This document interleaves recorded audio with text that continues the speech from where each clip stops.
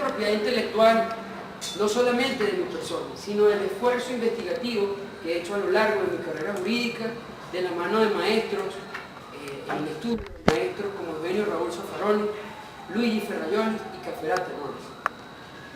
Mi tarea hoy, aquí y ahora, tiene evidentemente por norte una, la primera, tratar de comunicarlo.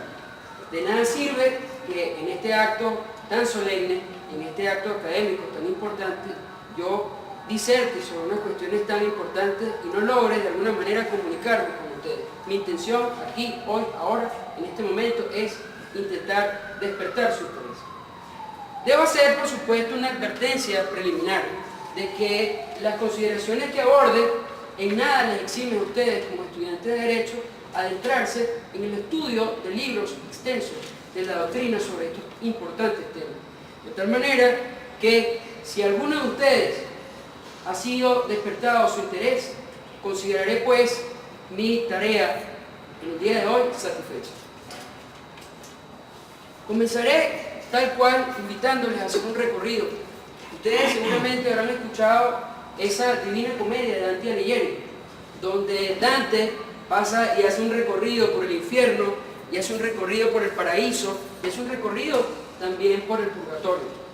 Lo que vengo a hablarles hoy es acerca del poder punitivo y la prisión preventiva de libertad. Un tema que de alguna manera debe recorrerse tanto de la perspectiva del infierno, tanto de la perspectiva del purgatorio, como de la perspectiva del paraíso. De tal manera que hubiese podido escoger un tema menos ambicioso. No, he querido hablarles de un tema fundamental en el que mi preocupación como funcionario público y precisamente como abogado y con una visión estudiosa de las ciencias jurídicas se emerge en el abordaje del presente tema. Ok, lo primero que voy a traerles a ustedes es un mensaje a García y voy a abrir con una noticia que es la siguiente: nuestro derecho penal ha muerto. Sí, así como ustedes lo escuchen, nuestro derecho penal ha muerto. Y si de repente no ha muerto, quizás está a punto de morir. Y no solamente que a punto de morir, sino que quizás también, de repente, siendo más benévolos, está en una etapa terminal. Y ustedes se preguntarán, caramba, este doctor me está diciendo que el derecho que yo estoy estudiando, en el que me he forzado a estudiar, ha muerto, ¿sí? Hoy por hoy, el derecho penal no representa ser la solución para los conflictos penales. Y ese precisamente va a ser el abordaje crítico que quiero despertar en ustedes. Quiero despertar y quiero invitarles a imbuirnos en este recorrido en un asunto que despierte su interés desde el punto de vista crítico, que interpelemos la ley, que interpelemos su aplicación jurídica y que interpelemos realmente la enseñanza jurídica desde un punto de vista crítico. Y así, de alguna manera, contribuir con el ideal de esa construcción de una sociedad cada vez más justa y en la que podamos hacer el derecho con derecho. Comenzaré con una visión de justicia. Una visión de justicia que ustedes han seguramente aprendido desde Cicerón. Decía Iustitia ahí perpetua voluntatis, ius secundi, ius triuendi, ¿verdad? Decía que la justicia es la perpetua y constante voluntad de dar a cada quien.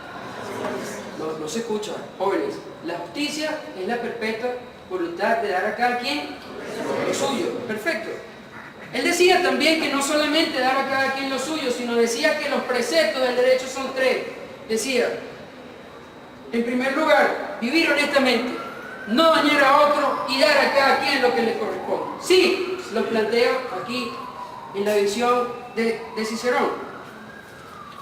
Dar a cada quien lo suyo, una perpetua voluntad. Perpetua voluntad quiere decir que la justicia no es un hecho aislado. No, debe ser perpetua. Pero ¿qué pasa si entonces, bueno, si debe ser perpetua, cómo es posible entonces que el acceso a la justicia a veces se presente como obstáculo? Tanto el imputado como las víctimas en el proceso de alguna manera tengan obstáculos para acceder a la justicia. Pero dice Cicerón que la justicia es una constante y perpetua voluntad. No es un hecho aislado. No es que hoy no hubo diferimiento o que se dio una audiencia para que se realizara la situación jurídica de una persona se ha diferido 20 veces o que el juicio no se apertura, X cosa, no. El llamado de la justicia para Cicerón en ese momento era que debía ser una perpetua voluntad. Pero no solamente quedaba allí, decía, era dar a cada uno lo suyo. Y este aspecto, Cicerón lo que muestra es que en ese dar a cada uno lo suyo, la justicia no puede ser justicia privilegiada. El privilegio, de alguna manera, es contrario a toda la noción de justicia. No puede existir distinción por razones étnicas, por razones culturales, por razones religiosas, por razones de sexo, por razones de edad, para la administración de justicia. Así como se ha visto desde el punto de vista de la filosofía del derecho y de la historia del derecho, como es entiendo que es esta cátedra, la justicia debe aplicarse sin distinción. Ahora, George Orwell, en su obra Sátira inglesa, decía, bueno, pero con respecto a la igualdad, en su obra Rebelión en la Granja, decía, todos los animales son iguales. Lo que pasa es que, bueno, hay unos más iguales que otros. No puede ser. Hoy por hoy no podemos decir que hay unos más iguales que otros. La justicia, de alguna manera, debe, en su manera ideal, proponer un discurso que se centre en parámetros de la igualdad. Ahora, no solamente en parámetros de la igualdad, sino que la justicia también va más allá de los términos de la equidad. Una madre estaba en su casa y estaba abordada por el conflicto de dos muchachos, eran sus hijos. Dos muchachos peleaban por una naranja, estaban allí discutiendo, yo quiero la naranja. La madre, al ver tal conflicto, de alguna manera decidió de forma salomónica decir, una naranja para dos muchachos, voy a administrar justicia. Picó la naranja. Ella pensó que había administrado justicia, porque de alguna manera le había dado con equidad una parte a uno y una parte al otro. Sin embargo, lo que pasa es que ella no había entendido que uno y el otro tenían intereses distintos. El primero quería la naranja porque quería el líquido para hacer un jugo. El segundo quería el contexto material de la naranja para hacer una torta. ¿Ustedes creen que hubo justicia? No, porque realmente la justicia va más allá de la equidad. No es lo que usted simplemente le corresponda por acá y le corresponde por allá. Debe valorarse un aspecto de interés social. Lo que pretendo conversar en estos escasos minutos es plantearle una propuesta jurídica del derecho, tanto constitucional como más específicamente del derecho penal constitucional, en el que se plantee que el aspecto del deber ser no puede aplicarse sin tener en cuenta el ser.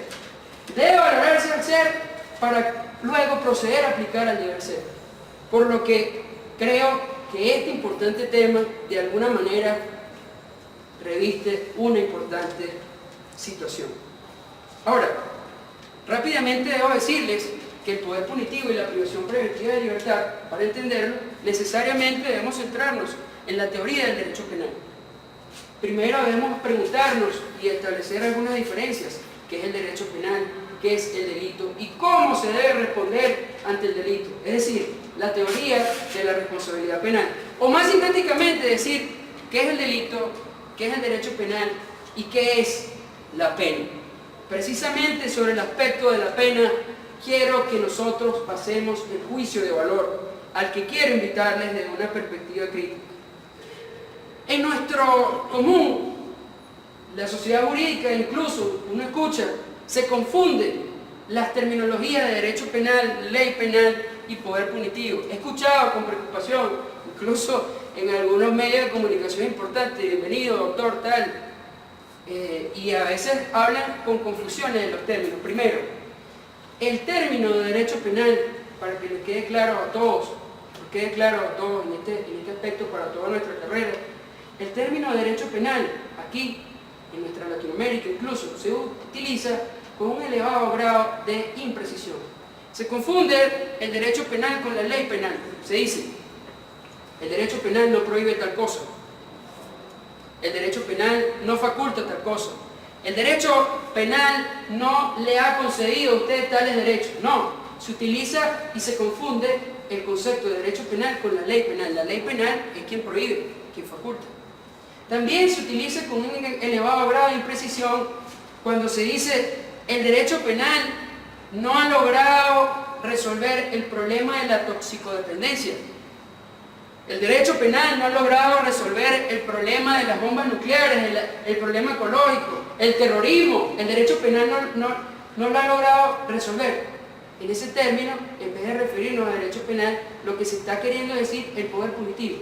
Es decir, el poder punitivo, el poder del Estado que se ejerce al amparo de esas leyes, no ha logrado resolverlo, pero no es el derecho penal. Y este poder punitivo a veces también se confunde con cuando se dice el derecho penal no estudia tal cosa. Se refiere a la doctrina del derecho penal, que en esencia es lo que hacemos nosotros, los profesores de derecho penal. Ciertamente estos aspectos introductorios de alguna manera sirven para imbuirnos en este importante tema, porque estamos hablando de protagonistas distintos y de términos distintos, con personajes distintos. La ley penal, ¿quién la hace? La hace el legislador. El poder punitivo, ¿quién lo ejerce? El poder del Estado. Lo ejerce sus agencias ejecutivas, es decir, los jueces, los fiscales, los integrantes del sistema de justicia, la policía. Y la doctrina penal, por supuesto, la hacen las personas que de alguna manera tienen una función en la investigación jurídica, la dogmática penal. Perfecto, hablemos aquí del poder punitivo. Entendamos una cosa: poder punitivo, pena. El poder de penar, el poder de ejercer la pena. El poder punitivo no es más que la coerción estatal que no busca una reparación y que no busca contener un proceso lesivo en curso. Les voy a explicar esta definición porque de alguna manera es muy teórica, ¿verdad? Y como les estoy planteando que debemos partir de una perspectiva crítica, necesito darme a explicar. Poder punitivo es una coerción estatal. Cuando decimos que es una coerción estatal que no es privada, es porque, por ejemplo, no atañe al derecho civil. Una persona que tiene una deuda con otra, si la incumple, debe necesariamente estar obligada a pagarla. Si no la paga, de alguna manera, el derecho civil, a través de su institución, hace que se le ejecute un bien. Coerción privada, no coerción pública, que es la del poder punitivo. La coerción pública es aquella que de alguna manera interrumpe. Un sujeto sale con un cuchillo y de alguna manera un funcionario público lo observa, lo detiene y coerción que se interrumpe. Ahora,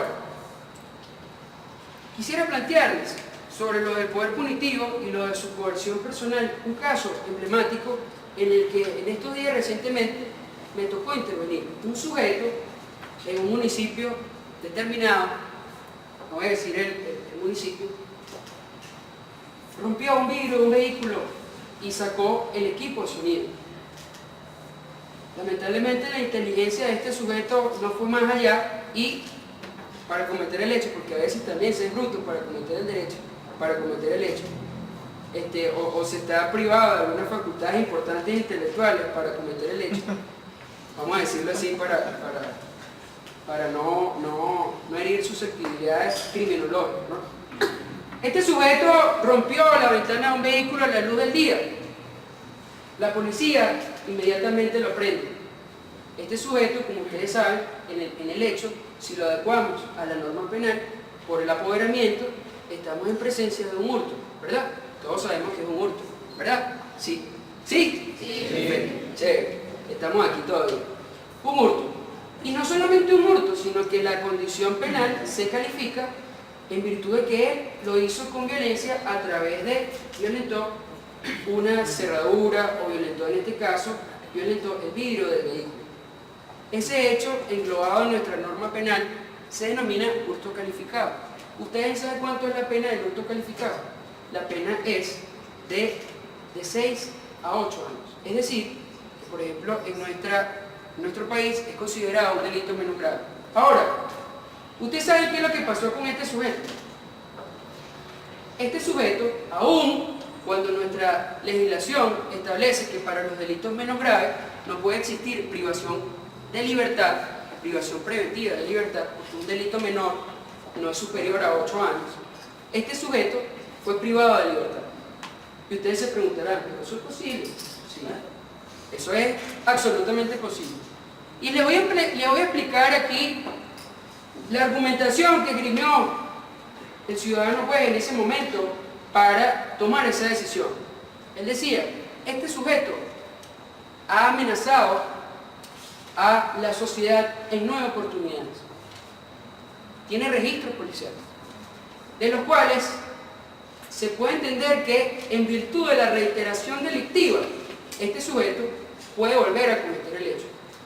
Lo que él quiso hacer es un hecho ejemplarizante para la sociedad. Yo te privo a usted de libertad para que la sociedad vea esas circunstancias, se manda un mensaje. Fíjense cómo es el mensaje que se envía. Yo lo privo a usted de libertad para que ese mensaje ejemplarizante llegue a las demás personas y no incurran nuevamente en el hecho. Evidentemente este tipo de teoría pudiera tener un punto de vista más prosociológico, filosófico, marxista, etc. No es la tarea hoy de explicarles las posturas teóricas de la pena. Lo que quiero explicarles es que el juez, en este caso particular, privó a esa persona de libertad. Ahora, yo les decía, este ciudadano, lo que no sabía el juez, es que ese ciudadano es una persona que tenía una profunda toxicodependencia. Ustedes saben lo que es la toxicodependencia, que ahorita seguramente lo vamos a abordar muy bien. La toxicodependencia en Venezuela es una enfermedad y evidentemente hay incluso un síndrome denominado de abstinencia que cuando la persona no tiene recursos para pagarse su adicción, sufre incluso, cuando no tiene la sustancia, sufre incluso dolores bárbaros en pro de conseguir para poder de alguna manera consumir. Este ciudadano tenía un estado grave de consumo, no de cualquier sustancia. Ahí estábamos hablando de cocaína. Pero ahora, más allá de este hecho de que si debió el juez o no privarlo de libertad, ¿ustedes creen que el problema se resolvió? ¿Están seguros? Caramba, que me siento orgulloso de haberles explicado. Ya doy por concluido mi ponencia. No.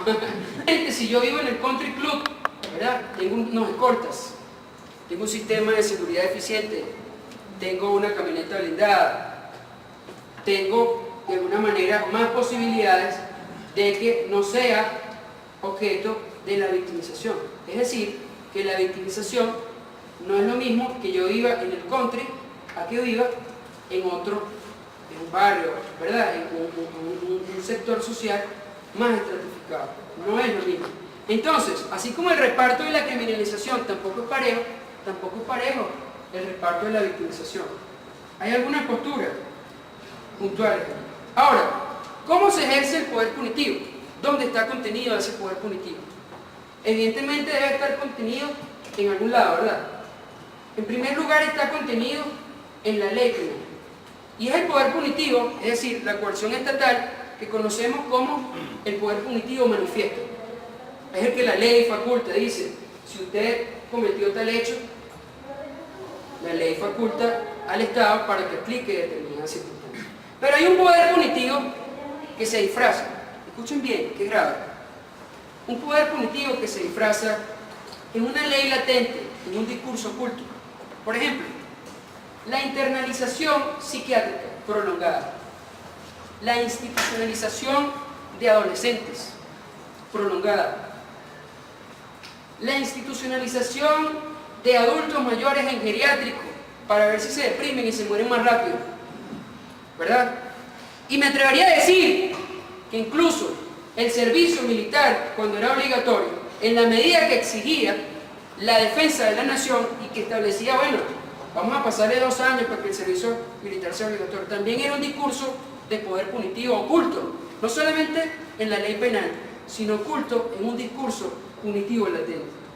Ahora, evidentemente que la contención del poder punitivo que está en ley latente puede hacerse a través de recursos más rápidos, como el habeas corpus, pero la contención, el control, la limitación del poder coercitivo del Estado debe hacerse a través de todos y cada uno de nosotros, con la aplicación del derecho.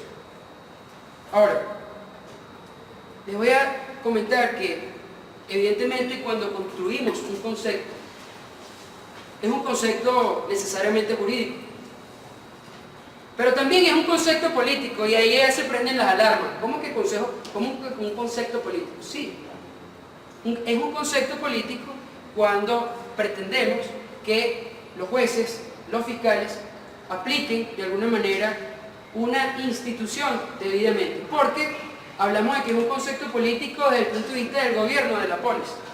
Gobierno de la polis. Y si es gobierno de la polis, de la ciudad, de alguna manera es un concepto político, que no es un concepto partidista, no lo confundan. La justicia no puede ser partidista, pero sí la justicia debe construir conceptos jurídicos que tengan un alcance político, en el sentido del gobierno de la polis.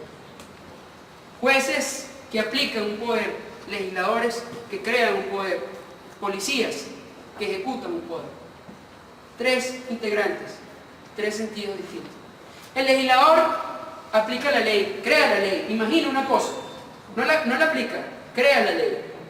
A veces la crea con una situación imaginaria, no sabe a quién se le va a aplicar. A veces termina aplicándosele al mismo legislador. Las armas, como todos sabemos, muchas veces son del diablo. Las armas son del diablo. Sabemos para qué se usa, pero no sabemos para quién se usa. Y no sabemos en qué momento se usa. El legislador imagina una cosa, crea tipos penales, pero a veces no sabe que terminan aplicándosele incluso a ellos mismos. Después, eso lo tenemos como un concepto de criminalización primaria. Quien hace la ley criminaliza primariamente. Gracias, muchachos. Yo lo sentí ahí como... Yo estaba concha, ya me sentía también abordado. Qué bueno. Los legisladores hacen un proyecto de criminalización primaria. Dicen a los estudiantes de la Bicentenario de Aragua, es ley reprobarlos cuando su nivel intelectual no es superior al que exige el Banco Mundial. No, es una ley. Criminaliza. Lo criminaliza en una ley. Después tenemos una criminalización secundaria, que es la que individualiza, la que selecciona, la hace los jueces. Individualizan específicamente a cada uno. Bueno, por un lado tengo un semáforo verde, aquí hay una propuesta de criminalización, vamos a darle, es probable la criminalización. Por un lado tenemos una luz roja, por acá no, contenemos el poder, lo controlamos, todavía no. O es una luz amarilla, vamos a esperar qué pasa. Los jueces de alguna manera tienen el poder de individualizar la criminalización, que no es un poder menor, por cierto. Ahora, la policía es quien ejecuta las normas, quien ejecuta y quien selecciona. Precisamente, ahorita vamos a ver que la propuesta que les traigo hoy, precisamente allí, en el asunto policial, tiene el problema. En vez de pensar que la legislación, los jueces y los policías, el asunto ya veremos que no es tan así como nos han enseñado muchas veces en nuestras facultades jurídicas. Ahora, evidentemente, todas las ramas del derecho, el derecho laboral, el derecho civil, el derecho mercantil, el derecho penal, sancionan la violación de las normas contenidas en él. La sanción al derecho penal es la pena. Ahora, ¿por qué se aplican estas penas? De alguna manera para, como les comentaba, establecer un orden. Pero, ¿qué es la teoría de la pena?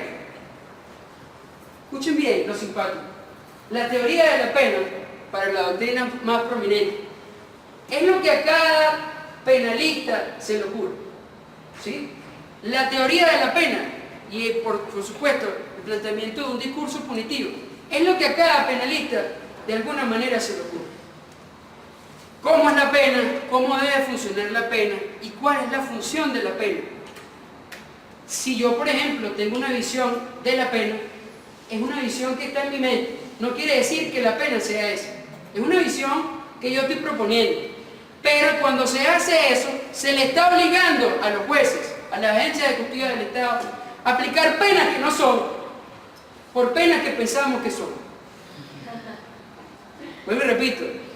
Cuando pensamos y construimos que la pena es lo que se le ocurre a cada penalista, estamos obligando y estamos instigando a las agencias ejecutivas, a los jueces, a los fiscales, a los defensores, a aplicar penas que no son, con alcances que pensamos que son. Entonces, evidentemente, entre el deber ser y el ser hay una diferencia. Ahora, desde la perspectiva de la construcción del concepto, para construir un concepto efectivo debe ser un concepto óntico, es decir, que verifique las circunstancias del ser. ¿Ustedes creen que no existe arbitrariedad en las penas? Bueno, pero entonces es una lucha que existe entre el deber ser y el ser de la pena. ¿Existirá arbitrariedad? ¿Existirá malas aplicaciones de la pena? Sí. Nuestro trabajo de alguna manera es hacer contener que las decisiones judiciales,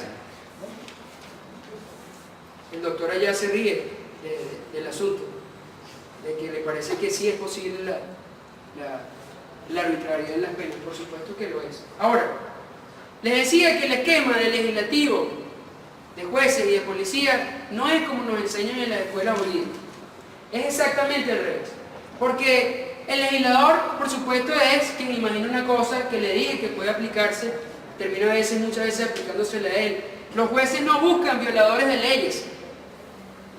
Los jueces están en su despacho y les llega un auto oficial, un acta policial, y le dicen: el Ministerio Público aquí, ciudadano juez, tiene que aplicar el poder punitivo, tiene que aplicar la coerción estatal. Viene el ciudadano defensor y le dice: no, ciudadano juez, este hecho no es como el Ministerio Público pretende. No aplique el poder punitivo sancionador del Estado. Conténgalo. No es una luz verde, no es una luz amarilla, es una luz roja. O una luz distinta a la luz verde. Porque a veces también le digo, las soluciones a los problemas no solamente están en los códigos. Hay soluciones que tenemos que inventar. Hay soluciones que tenemos que crear. Y quien no cree y que no piense críticamente un discurso está hoy, aquí y ahora, abogado que no piensa así, desligado de las posibilidades de triunfo. Ahora, ustedes se ponen a ver el Código Penal en una noche de insomnio que ustedes tengan de una fiesta, no pueden dormir, y se ponen a leer la parte especial del Código Penal. Y si se aplicara tal cual como dicen, por cada tipo penal, por cada disposición legislativa, les voy a decir que fuese una sociedad completamente irreproducible. No se puede de alguna manera abarcar todo ese programa que la visión legislativa plantea.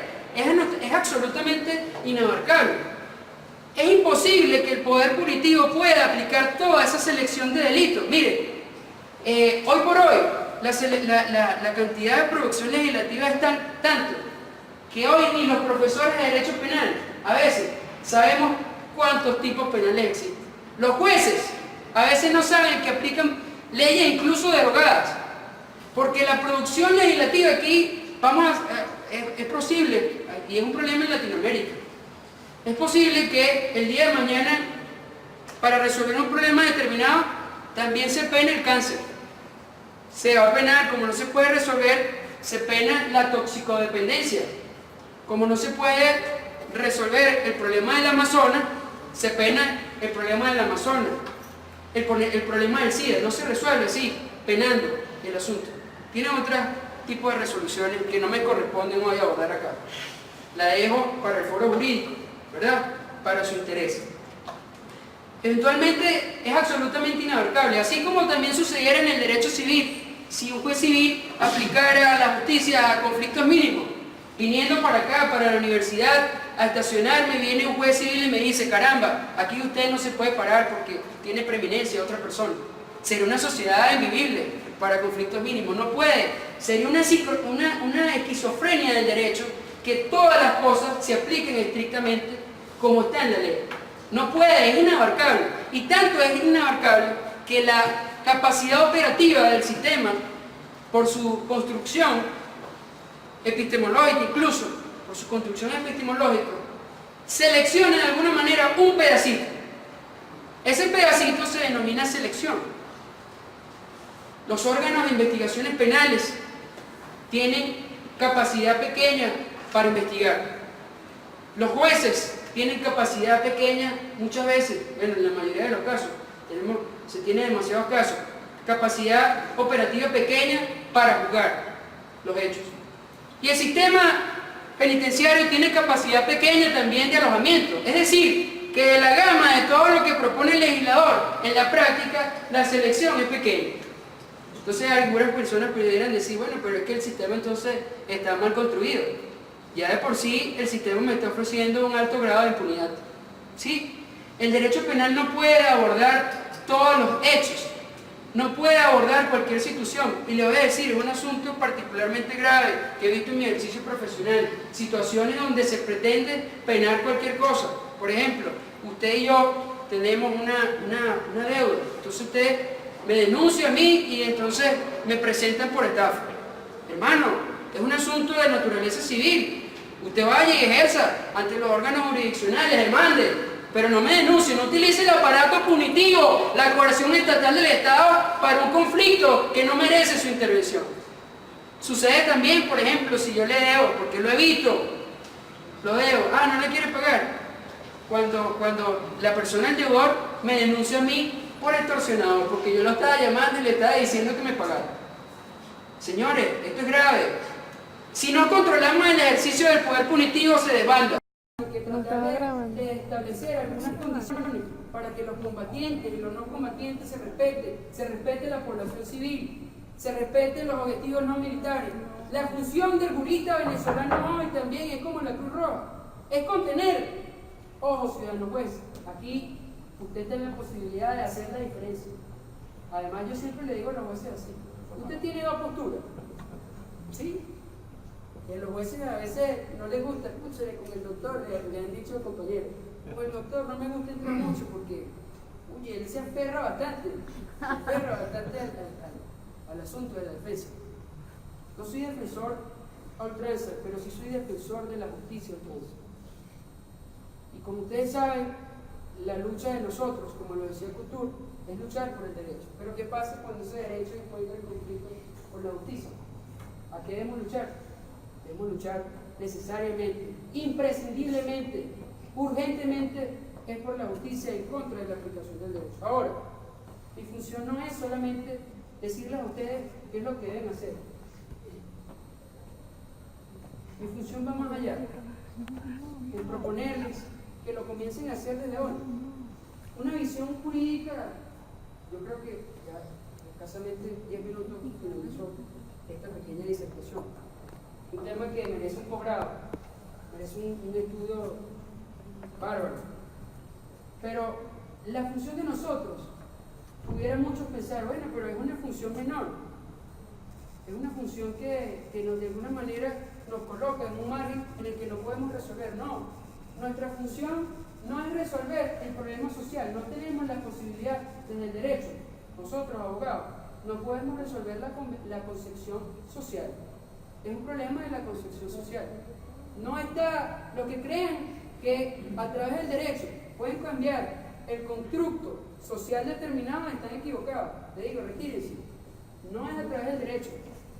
Usted de repente puede ser sociólogo, politólogo, historiador, pero si no tiene la posibilidad de ejercer una función dentro del poder, no va a tener la posibilidad de alguna manera construir una visión colectiva distinta. Ahora, eso no quiere decir que nosotros no podamos construir un ejercicio de diferencia. Miren, yo creo que, si bien es cierto, hay muchos abogados, es un país en el que tiene muchos profesionales del derecho. Esto es un país que tiene muchas casas de estudio. Ahora, más allá de la cantidad de personas, creo que el tema es estar en hacer la diferencia. La diferencia, a mi juicio, como profesional del derecho, especialista de materia penal y con una carrera dentro del ejercicio profesional de la Administración de Justicia, le voy a decir que el tema hoy, para ser un buen profesional penalista, es tratar de hacer la diferencia. Pero no es hacer una diferencia con posiciones y alegatos que no revistan una importancia, no. Hay que hacer la diferencia con el derecho. Finalmente,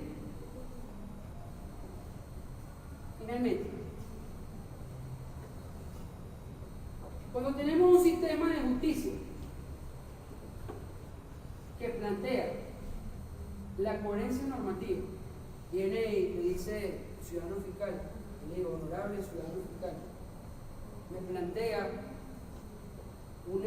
dice doctor, aquí la norma jurídica dice que por este hecho debe aplicarse tal cosa. Debemos ser coherentes, dice el ciudadano fiscal. Ciudadano juez, usted tiene que garantizar la coherencia normativa. Yo le digo que pensar así, hoy, aquí, ahora, no solamente no resuelve el problema. A veces la ley también se constituye, así como el sistema de justicia, cuando no valora esta propuesta que le estoy haciendo, se constituye en un factor criminógeno. Lo que hace es proveer cargos de cultivo para la delincuencia. Le decía en el caso de Lourdes, ¿ustedes creen que el problema se resolvió? No. La privación preventiva lo que hizo es agravar el problema. Lo que hace es crear cargo de cultivo para la profesionalización delincuencial. Ese ciudadano que ahora tiene una toxicodependencia grave, ahora también va a ser un profesional en el ejercicio ilegítimo de la delincuencia, incluso con ánimo a profesionalizarse, ¿sí? Nuestros más vulnerables que están allí también se han profesionalizado,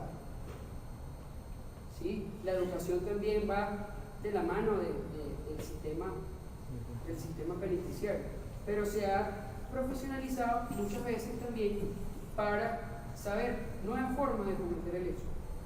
Ahora, ante la debacle, ante el genocidio, ante la catástrofe del poder punitivo desbocado, ante la arbitrariedad, ante la aplicación de decisiones que no resuelven los problemas sociales, ante la coherencia normativa, ante la visión del deber ser, debe necesariamente aplicarse el ser. Debe la administración de justicia, los integrantes del sistema de justicia, tener una concepción del ser. Facilitar los programas de inclusión dentro del sistema penal. Decir que hay formas alternativas de la resolución de conflictos. El derecho penal debe estar exclusivamente limitado para situaciones que verdaderamente lo merezcan, para hechos que verdaderamente sean considerados graves y que se demuestre efectivamente que la persona es el autor o partícipe de ese hecho punible. Ustedes saben, el instituto, el INANUC, es un instituto de la prevención del delito de las Naciones Unidas. Digo, en América Latina, el 75% de las decisiones judiciales y de las privaciones son preventivas. Se previene a una persona y se priva 75%. Y la gente no se inmutó. Señores, el 75% de las privaciones de libertad aquí en Latinoamérica son preventivas. Quiere decir que se está tomando en cuenta, se está asegurando a una persona, supuestamente, se está asegurando a una persona, y no tenemos la certeza de que esa persona sea culpable. Están presos por la duda. Están presos porque supuestamente la investigación debe ser asegurada, pero a cuesta del asegurado. ¿Cómo es eso? O sea, si yo soy el imputado, yo mismo tengo que asegurar la investigación a costa de mi propia libertad. Pero ciudadano juez, yo aporté mi domicilio, aporté, mire, tengo arraigo laboral, tengo arraigo familiar, tengo arraigo incluso académico. No hay una forma, el Fomo Bono Juris y el Peliculum in Mora que nos venden, bien chévere, latín. Ajá. No se encuentra satisfecho, ciudadano juez, no se encuentra satisfecho. Pero, y más allá, hay la duda. Este ciudadano no hay suficiente elemento de convicción para estimar que sea el autor. Y más grave aún, hay casos donde ni siquiera el hecho merece pena privativa de libertad y se priva a una persona de libertad a costa de una libertad constitucional, un derecho que es inquebrantable. A veces nos parece inmutable. Bueno, la privación de preventiva de libertad, usted dura 45 días. Son 45 días. Yo quisiera ver 45 días. No son 45 días. A veces no son 45 días. Entonces, ese aspecto crítico que yo les vendo, no es que no estemos en un Estado de Derecho. Les voy a decir, aquí, y va a haber sonrisa con lo que voy a decir, escuchen bien lo que voy a decir, para que no me malentiendan. Estamos, señores, en un Estado de Derecho. Y habrá sonrisa ahí, ¿sí? Oye, este tipo se volvió loco. Voy a repetir lo que voy a decir. Aquí, en Latinoamérica, estamos en un Estado de Derecho, a pesar de la arbitrariedad. Y ustedes se preguntarán, este tipo se volvió loco, ya se dañó la ponencia. Íbamos bien, ya se dañó la ponencia. No, y estamos en un Estado de Derecho por lo siguiente. El Estado ideal, en que todos somos los de arriba y los de abajo, todos somos iguales, no existe. El Estado ideal donde dice, bueno, todos tenemos los mismos derechos, la igualdad, todas las personas son iguales ante la ley, no existe. De alguna manera, lo que se acerca no es al Estado de Derecho. El Estado de Derecho en su esencia debe existir porque si no, la institucionalidad del Estado no existiría. El Estado de Derecho existe. Que ese Estado no sea el ideal a los ideales del derecho y a los ideales de justicia, bueno, en alguna manera se aleja. Pero si estamos en menor medida o en mayor medida en un Estado de Derecho, que el Estado de Derecho debe contener el Estado de policía, sí. Que el Estado de policía a veces está sobre el Estado de Derecho, sí, pero es un conflicto. En la medida que el Estado de policía vaya ganando, nos alejaremos más del Estado de Derecho ideal. En la medida que el Estado de Derecho contenga mejor al Estado de policía y contenga mejor a la arbitrariedad, nos acercaremos en la medida mejor al Estado de Derecho ideal. Finalmente, les invito a que no solamente hoy, señores, sino invito a quienes me escuchen que construyamos un ideal crítico del derecho. Critiquemos, señores, conviértanse en críticos. Conviértanse en interpeladores de la ley. Conviértanse en interpeladores de la aplicación jurídica. Critiquen a los críticos, pero construyan el derecho con derecho. Muchas gracias.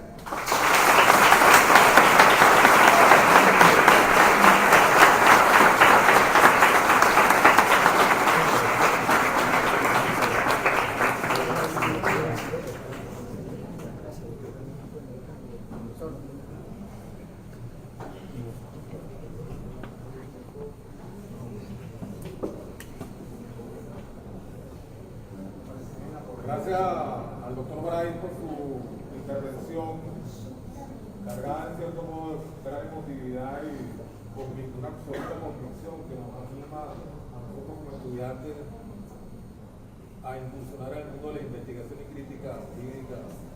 Muchas gracias por su participación.